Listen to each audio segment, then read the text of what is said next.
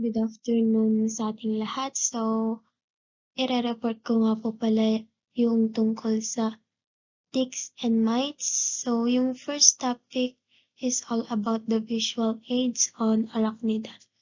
Well, na-discuss na to ni Dr. Regina last time. Papahapyawan ko na lang po. So, the class arachnida includes the scorpions, spiders, and ticks. So, scorpions is in the order Scorpionida, while the spiders is in the order Arania, and the ticks is in order Arcari. Next slide, let's talk about the 4 body divisions. So, there are 4 body divisions. First one is Diprosoma, second one is Podosoma, the third one is Opistosoma, and the fourth one is Ichthyosoma. So, prosoma consists of Gnatosoma and Podosoma. So, kapag sinabi natin Gnatosoma, it comprises the mouth part ng ticks. Dito natin makikita yung chelicerae at yung pedipalps. Ang chelicerae ay mouthparts din ng ticks jaw, while the pedipalps o tinatawag ding palps, ito yung finger-like projection na located laterally sa gilid ng hypostome ng ticks. So kapag sinabi nating podosoma, ito naman yung 4 pairs of walking leg. So it consists of propodosoma and metapodosoma. Yung propodosoma, dito natin makikita yung first and second leg, while sa metapodosoma, dito naman located yung third and fourth leg. So next is opistosoma. Dito naman located yung abdomen at iba pang parts ng ticks. And lastly, ichthyosoma. Ito naman yung pinagsamang opistosoma at podosoma, meaning ito yung buong abdomen, including yung 4 pairs of walking leg ng ticks. So, gets po ba? So, moving on. Next is all about the soft and hard ticks. So, soft ticks is in the family Argacidae, while the hard ticks is in the family Isodidae. So, ang soft ticks ay nagko-consist ng 140 species belonging to 4 genera, including the Argas, Ornithodorus, Otobius, and Carios.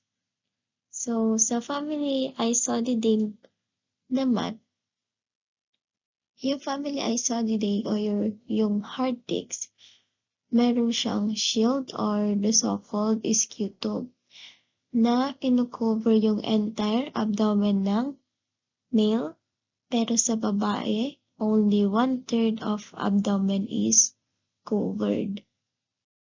So here are some of the species under soft ticks, family of Argacidae. So the Argas. So Argas lives in nest. Nakatira sila sa nest, sa burrows, buildings, and even sa sleeping places ng ating mga alaga. And mostly, nadidistribute sila tuwing dry season. Next is the Ornithodorus sp. and the Otobius magnini. And lastly, the Carios kellei. So, Carios species is nakikita naman siya sa bats.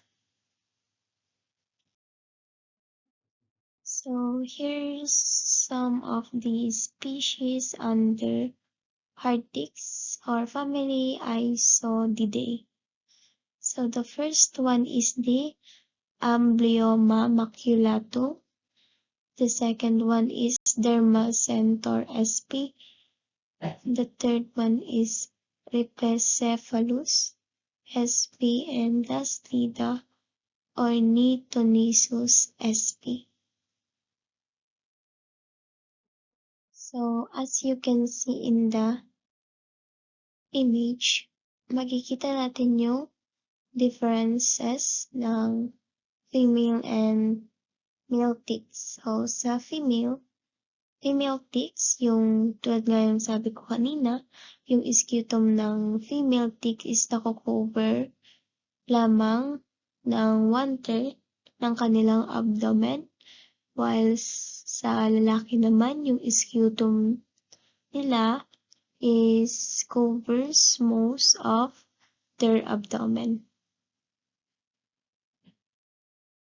Next is the life cycle of a tick. So, stage 1, egg muna.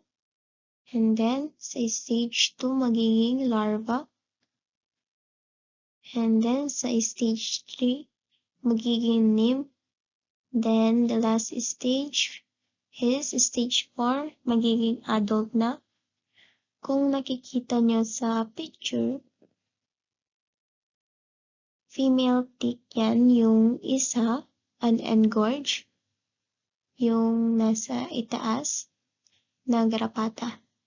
Meaning, hindi pa nakasipsip ng dugo, while yung isa, engorged na, yung nasa babang garapata.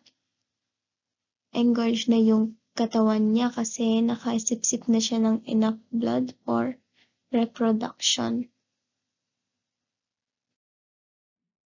Ticks can be classified into 3 groups: 1 host, 2 host, and 3 host.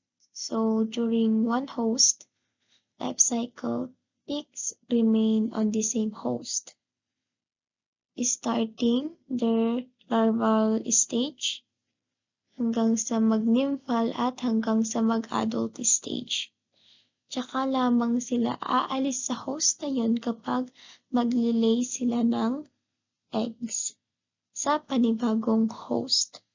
So, during the 2 host life cycle naman, yung ticks ay nag-i-stay sa host na yon, starting from larva to nymph, and tsaka lang siya aalis sa host na yon in between the nymphal and adult stage. And the 3 host life cycle naman, yung tick ay aalis sa host after ng larval and nymphal stage. Gets po ba? Sana naintindihan niyo po. So next, let's talk about the 2 types of infestation. There are 2 types of infestation: the slight infestation and the severe infestation. So kapag sinabi nating slight infestation, ito yung paisa-isang garapata lang yung nakikita natin sa ating mga alaga. So, while the severe infestation, ito yung sobrang daming garapata na kadalasan nasa iisang area lang sila na nagkukumpulan, like sa tenga, sa mga pagitan ng paa o sa may ilalim ng buntot. Pero in some cases, meron ding mga animals na infested ng garapata yung buong katawan, tulad na lamang ng nasa picture. So, sa severe infestation, pwede itong mag-cause ng disease sa host ng garapata like anemia, dermatosis, otoacariasis, tick paralysis. Pwede ding ma-injure yung pinagkagatan ng garapata, and also it can transmit serious diseases not only in animal but also in humans. Pathogenesis: injury to the bite site, anemia, diseases transmitted, dermatosis, otoacariasis, tick paralysis. So, tulad nga ng nabanggit ko kanina, ito yung mga pathogenesis na maaaring makuha sa garapata. And for the treatment or prevention, may mga nabibiling chewable medicines like NexGard and Bravecto. And also pwede ding injectable yung tinatawag na Detic. Also meron ding mga soap and shampoos for anti-tick and fleas. The next topic is all about the visual aids on mites. As you can see in the picture, it's a picture of mites. So burrowing mites belong in the family Sarcoptidae and Demodicidae. So the important non-burrowing mites are represented in the families Sauroptidae and Cheletylidae, and also mites in the Dermanicidae and Trombiculidae families feed on blood. So all parasitic mites have thumbprint pattern on the cuticle, which distinguishes them from the ubiquitous free-living species.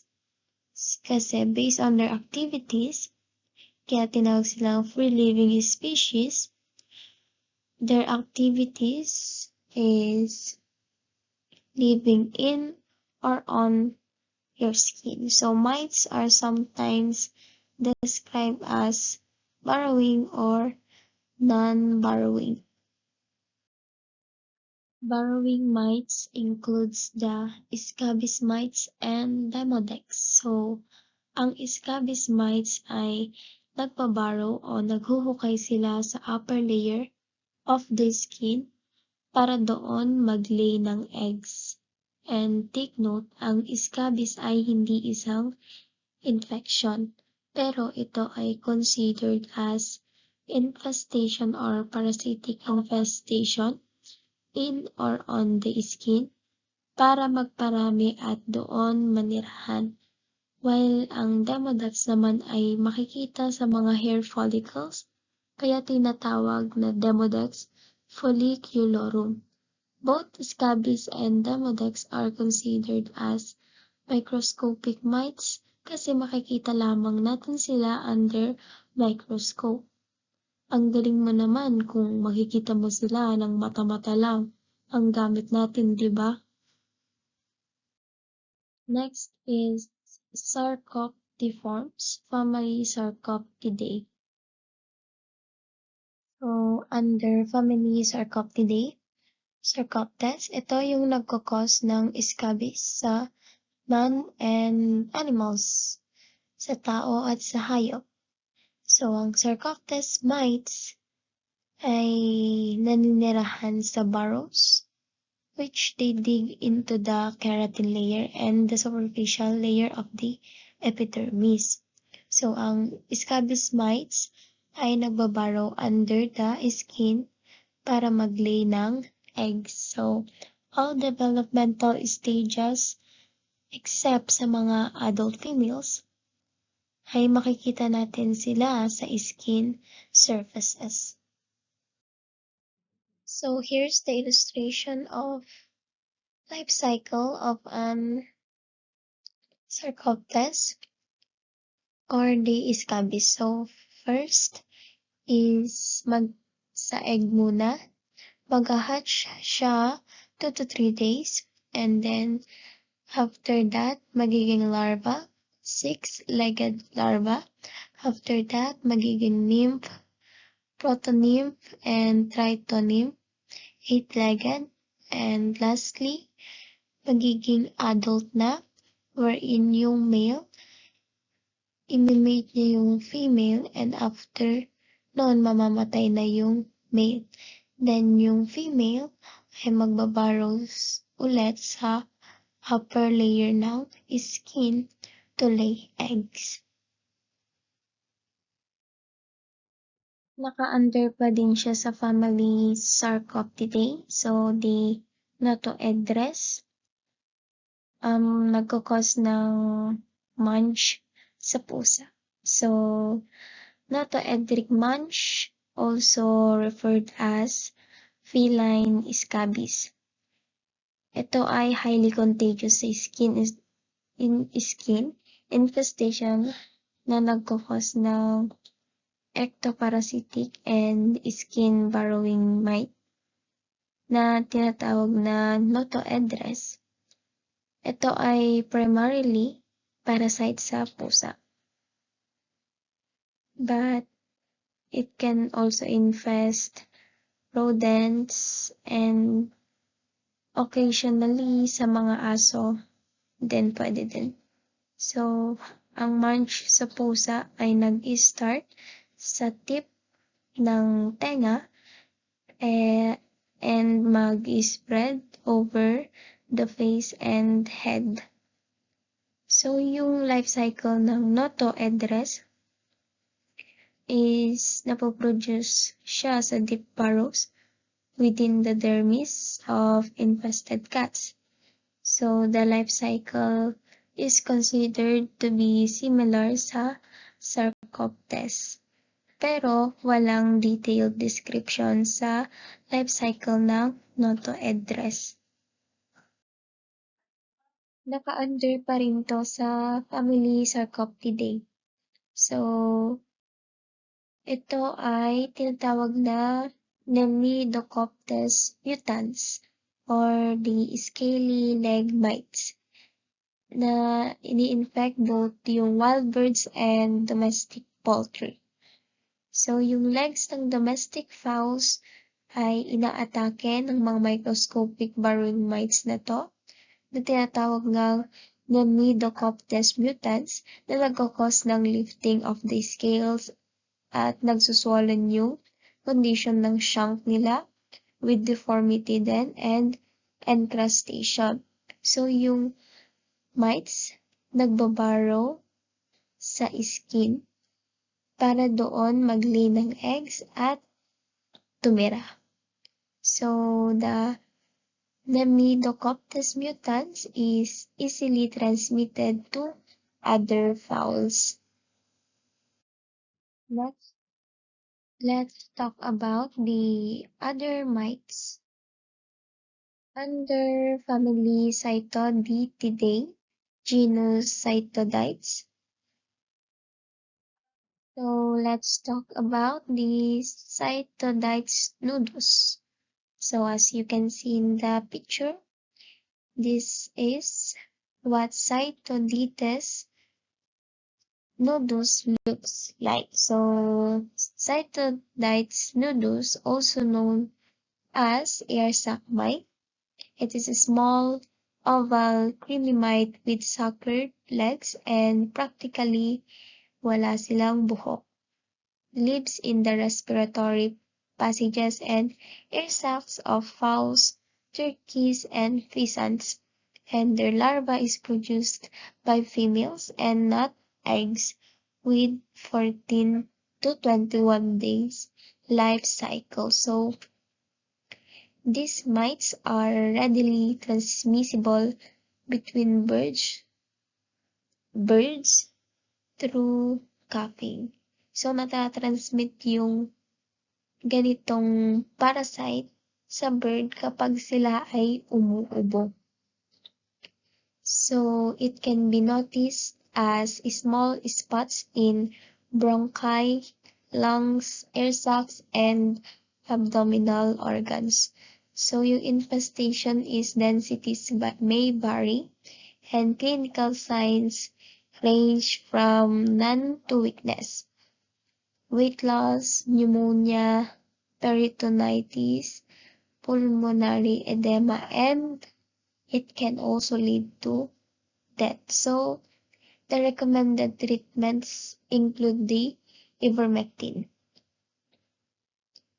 And also some pest strip called dichlorvos, wherein it plays out of reach of the birds. So topical moxidectin also, or a pyrethrin or piperonyl butoxide spray is also useful for treating this kind of parasite. Next is Dermanisus gallinae. So Dermanisus gallinae is an ectoparasite of poultry and has been implicated as a vector of several major pathogenic diseases. So despite sa common names, meron itong wide range of hosts including yung several species ng wild birds and mammals, including yung mga tao. So it is considered as poultry red mite. And dinadescribe ito in decades as a threat sa egg production industry for posing serious animal health and welfare concerns, and also it adversely affecting the productivity, and it also impacts the public health. Is family Pediculidae. Next is the Pediculoides ventricosus, or also known as green H mite. It is known as parasite of insects on their young stages that live in grain or straw. So, the mite may pass on to humans or sa mga domestic animals. Ito ay nagkakos ng dermatitis known as grain H. So, isang example dito is yung kapag uupo ka sa dayami, 'di ba? Ang kati sa puwet, sa legs, pero kakamutin mo lang after nun uupo ka ulit. Pero hindi mo alam or hindi natin alam na kapitan na pala tayo ng grain H mites. Next is, let's talk about the family Trombiculidae, genus Trombicula. Next is Trombicula.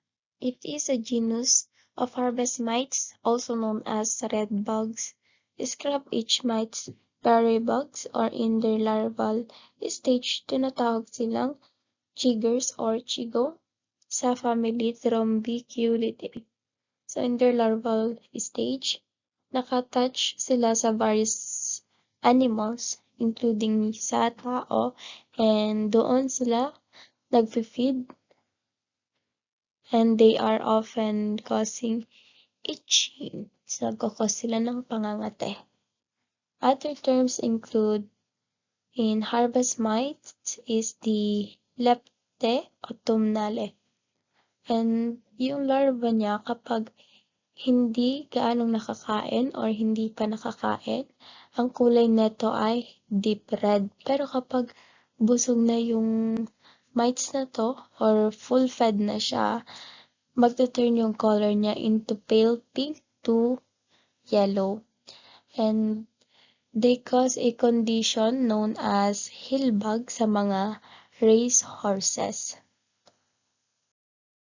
Let's talk about the larvae infestation. So larvae infestation causes stumping and the skin of the coronet, hills, and pasterns becomes reddened, namumula, or abraded. Ito naman yung, when we say abraded, ito yung wound or sugat sa skin dahil sa pagkakamot.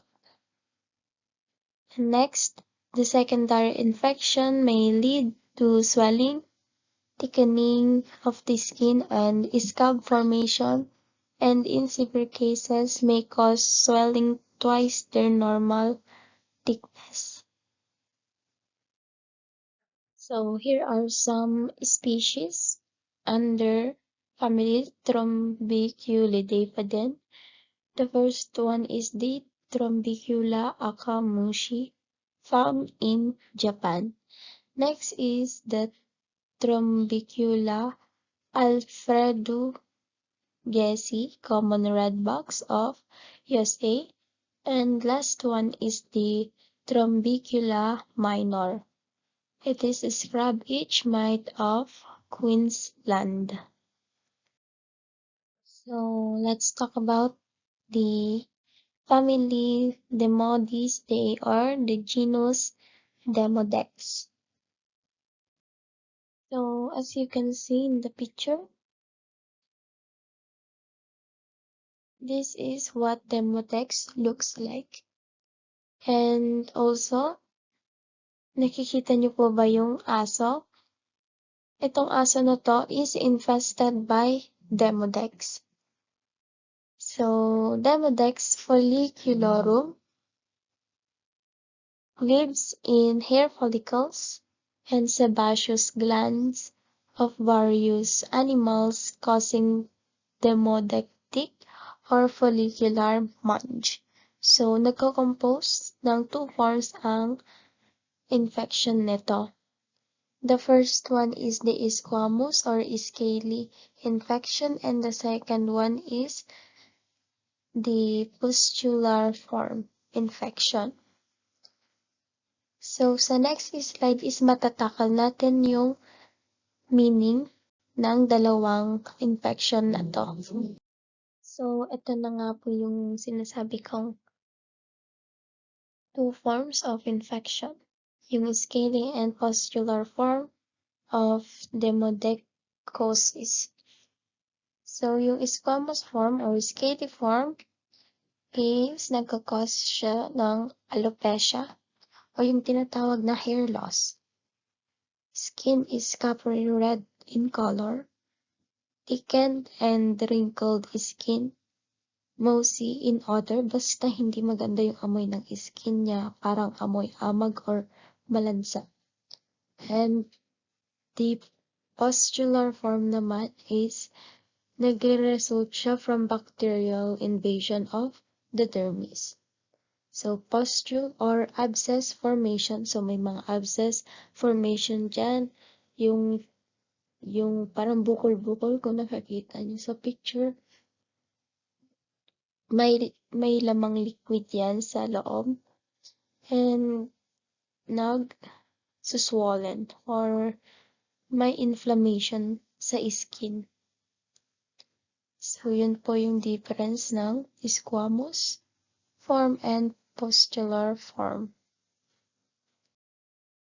So, in this illustration, makikita nyo yung Demodex life cycle ng Demodex canis. Demodex sa dog. So, first, magiging egg muna siya, then larva. After that, magiging protonymph. Next is magiging deutonymph. And lastly, magiging adult na siya. And all stages occur in the host follicles, tulad nga ng sabi ko, and sebaceous glands. So, the transmission to other hosts is via direct contact. Meaning, pwedeng mahawa yung aso mo, skin to skin. Next is about family Cheiletidae, genus Sorergates. So, the first one is the Sorobia ovis. Mainly yung skin or sa skin sila ng sheep nakatira at nag-invade. So, yan, the itch mite. Sorobia ovis, formerly known as Sorergates ovis. It is a microscopic parasite that lives on the skin of sheep. So, yan, kung nakikita niyo sa picture, ganyan yung itsura ng Sorobia ovis. And etong sheep naman is infected ng Sorobia ovis, kaya ganyan yung itsura ng skin niya. Nagkakaroon ng hair loss. And also, it causes intense irritation sa skin na nagre-result ng rubbing tsaka scratching ng sheep na pwedeng maging severe fleece damage. Next is the Sauroptes ovis, the transmission is by contact but spreads very slow. So yung causes niya is mild lang pero nagkakaroon siya ng chronic irritation sa skin. So they apparently do not penetrate the skin. So yung Soroptes ovis is a non-burrowing parasite mite sa sheep and cattle. Hindi katulad ng scabies at demodex na nagbabarrow sila under the skin. Next is the family Cheiletidae, genus Cheiletiella. So, pag-usapan naman natin yung tungkol sa Cheiletiella. So, Cheiletiella is a genus of mites that live on the skin surface of dogs, cats, and rabbits. So, Cheiletiella, also known as rabbit fur mite. So, yung Cheiletiella, meron itong 21-day life cycle in one host. So, hindi sila nakaka-survive sa host for more than 10 days. And they do not burrow into the skin but live in the keratin level. So, as you can see in the picture, ito po yung itsura ng Cheiletiella. Next is the family Sauroptidae. So, andito yung genus Sauroptes, genus Coreoptes, and genus Otodectes. So, here are some of the species under family Sauroptidae. The Sauroptes ovis. It attacks sheep and cattle, or also known as sheep scab. The next one is the Sauroptes equi. It attacks horses, donkey, and mule. The next one is the Sauroptes natalensis. It attacks domesticated cattle, zebu, and Indian buffalo in Africa, New Zealand, and America. So the last one is the Sauroptes caniculi. It attacks rabbits, goat, sheep, donkey, horse, and mule, especially sa kanilang mga tenga. Pag-usapan naman natin yung mga pathogenesis ng Sauroptidae. So, the mites puncture the epidermis to suck lymph and stimulate a local inflammatory swelling richly infiltrated with serum, and the latter exudes onto the surface and coagulates, thus forming rust. The altered condition caused the wool to become loose and to fall out. So, as you can see in the picture, yung picture ng sheep, yung wool niya is nagbubuhol, tapos maglulus sa skin niya, then mahuhulog. So, may mark din ng pruritus yung area. Another term lang siya. I mean, medical term lang yung pruritus na meaning itching. Next is the genus Otodectes. So, Otodectes cyanotis, it occurs in the ears of dogs, cats, fox, raccoons, ferrets, and other carnivores, causing otodectic munch. So, usually nakikita ito sa tenga or ear canal, pero pwede rin siyang tumira sa skin surfaces. So, ito rin ay tinatawag na ear mites. They are highly contagious, and animals become infested by direct contact with another infested animal. So here are some species under genus Coreoptes. So ganyan po yung itsura ng genus Coreoptes. As you can see in the picture, under microscope po yung mga ginamit kong picture ng mga mites. So Coreoptes equi, fetlock of horse. Yung sa may fetlock ng horse, yung ini-infest nila. So next is the Coreoptes ovis. Sa may pastern of sheep naman, yung infested area nila. And sa Coreoptes capri, sa goats. Then next is Coreoptes cuniculi, sa tenga ng mga koneho yung infested area. Pathogenesis. So this genus causes foot mange or itchy leg, characterized by itching, scab-like lesions. Then animals stomp and scratch and bite the legs and kick frequently, especially at night. So in other animals such as cattle, the root of the tail is frequently affected, and if left untreated, the condition may spread to sacral region and other parts of the body. So, yun lang po yung report ko. Dito na po natatapos. So, kung meron po kayong mga katanungan, feel free to ask.